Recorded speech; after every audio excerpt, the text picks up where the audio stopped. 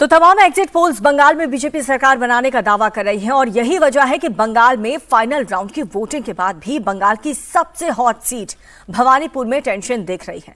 दोनों तरफ जबरदस्त गहमा गहमी है। ममता बड़ी जीत के दावे कर रही हैं तो शुभेंदु अधिकारी भी ममता को 20,000 से ज्यादा वोटों से हराने का दम भर रहा है।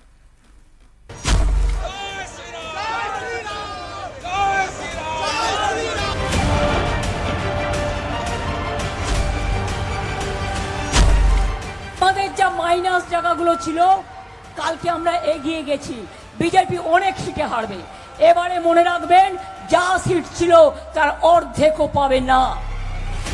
मेरा ऊपर अटैक किया वो गुंडागिरी किया और बम्बू और लोहा के रॉड लेकर के आर्म्स लेकर के मार रहा था।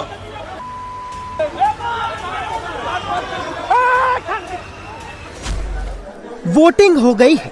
वोटरों के वोट ईवीएम में कैद होकर स्ट्रांग रूम में बंद हो गए हैं, लेकिन दावों का जोर थम नहीं रहा।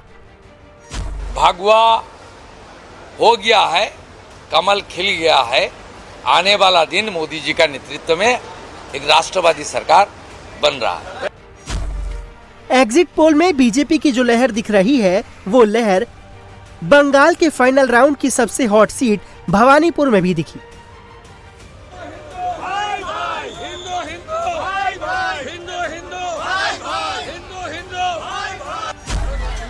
वोटिंग के दौरान भवानीपुर के पोलिंग बूथों पर बीजेपी और टीएमसी समर्थकों के बीच जबरदस्त गहमा गहमी रही।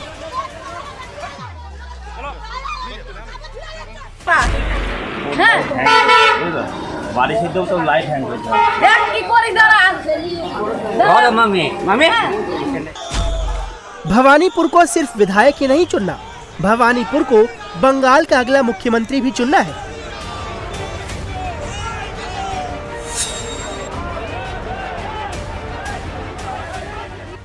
बंगाल में दीदी या दादा, ममता या शुभेंदु, ये तय भवानीपुर को करना है। इसलिए सबसे ज्यादा बवाल भवानीपुर में दिखा।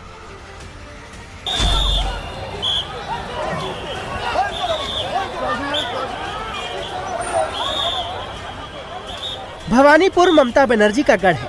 जब से परिसीमन के बाद भवानीपुर की सीट बनी है, तब से टीएमसी यहाँ कोई चुनाव नहीं हारी।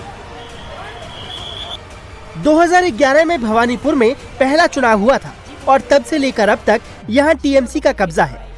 खुद ममता इस सीट पर 3 चुनाव जीत चुकी हैं और अब इस सीट पर बीजेपी के शुभेंदु अधिकारी ने जोरदार दावेदारी पेश की है। पूरे बंगाल में इस बार ऐतिहासिक वोटिंग हुई है।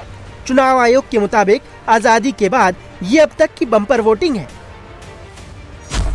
पहले फेज में जहां 152 सीटों पर 93.19% वोटिंग हुई थी, तो दूसरे फेज में 142 सीटों पर 91.66% वोटिंग हुई है।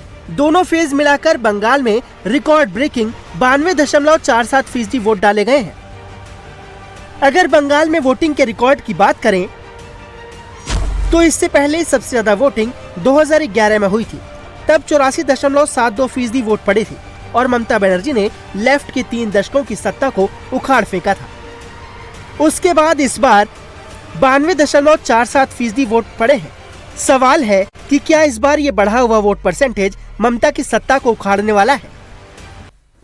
तो बंगाल में दूसरे फेज की वोटिंग में हंगामा सिर्फ भवानीपुर में ही नहीं हुआ, बल्कि कई जिले में बीजेपी और टीएमसी के बीच हिंसक झड़प होती हुई नजर आई।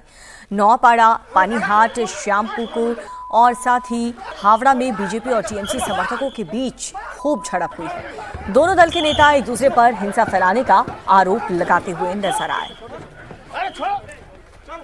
तो कल वोटिंग खत्म होने के कुछ समय पहले उत्तर 24 परगना जिले के नोआपाड़ा विधानसभा क्षेत्र के 120 नंबर पोलिंग बूथ पर हंगामा हो गया। बूथ के 100 मीटर के अंदर टीएमसी के कुछ लोग एकजुट हो गए। खबर ये मिलती है कि बीजेपी उम्मीदवार अर्जुन सिंह समर्थकों के साथ मौके पर पहुंच गए।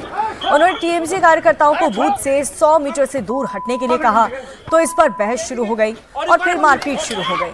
बाद में मौके पर मौजूद सेंट्रल फोर्स ने लाठी चार्ज चलाकर खाली करवा दिया।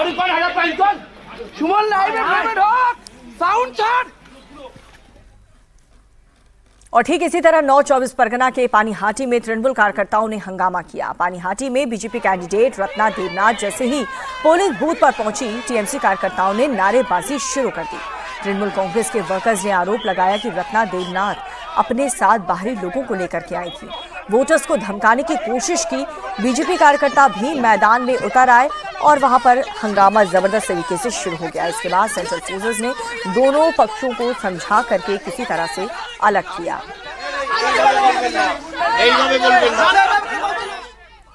उत्तर कोलकाता के श्यामपुरक विधानसभा क्षेत्र के बीजेपी उम्मीदवार पूर्णिमा चक्रवर्ती को देकर के टीएमसी समर्थकों ने विरोध प्रदर्शन शुरू कर दिया।